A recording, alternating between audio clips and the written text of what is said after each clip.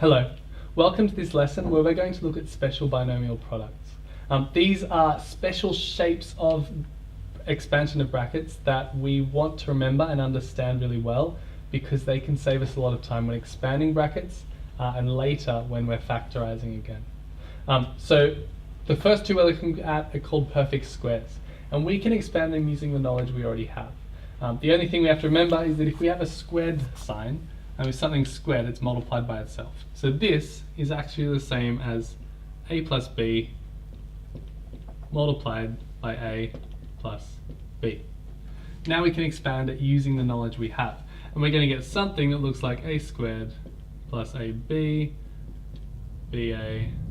b squared. Okay, now we can contract it. I'm going to rewrite it in the full form. So I'm going to write the first perfect square. So I'm going to include this part. So if a plus b squared, that's just what we started with, equals is the exact same as a squared. I'm going to move my b squared earlier. And then we have two lots of ab, because we can change the order of things that are multiplied together. So we can get 2ab. Okay, so this is our first perfect square. The next one is exactly the same, but you'll notice the difference here is that we have a plus and a minus. Otherwise, these things are exactly the same shape. Now, we're going to do the same steps, and I'm going to power through them.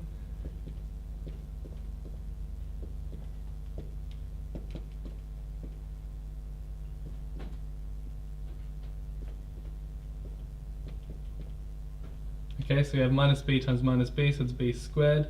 So we're going to get,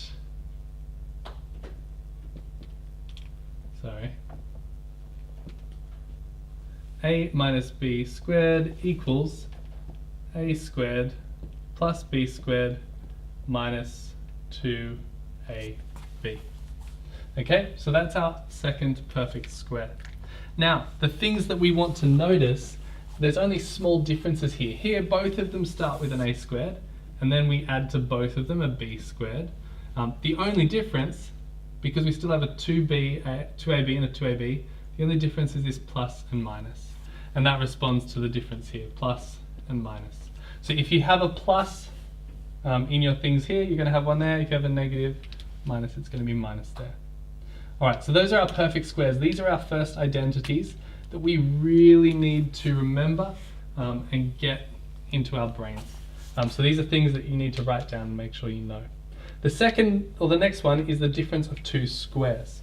And that's when we have something of the form this. So here we have the same terms. So we have an a and a b and b, but we have a minus or a plus.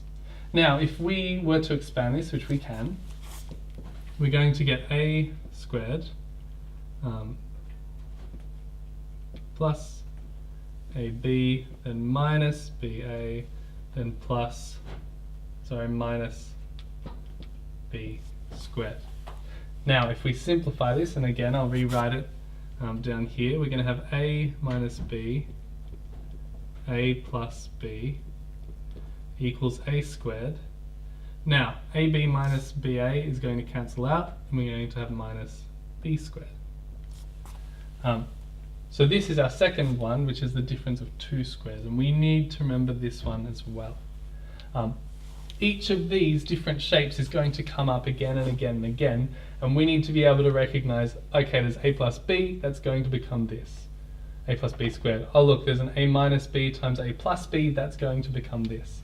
It'll save us time, and it's really important to know how to do that. Something which is helpful to remember is because we're multiplying these two, these can be swapped around. We could have a plus b, a minus b. It doesn't matter which order they're in. But we are always going to have the second of the terms, our b, at the end with a minus. And here, these two, exactly the same, but with a minus and a plus. Okay, I hope that's made sense. We're going to go through some examples where we can use it to take some shortcuts. So our first example, we've been asked to expand something of this shape. Now, if we look at our three options, we have 1, 2, and 3. So we want to look at something, it's squared, so it's going to be one of the perfect squares, and we have a negative in here. So we're going to go for this one. So here we have, what's our a there is now 2a, and what's our b there is now 3b. So we can expand this. We're going to get our first term squared, so 2a squared. Our second term squared, so we add our second term squared. And then we're going to subtract 2 times the multiplication of the 2.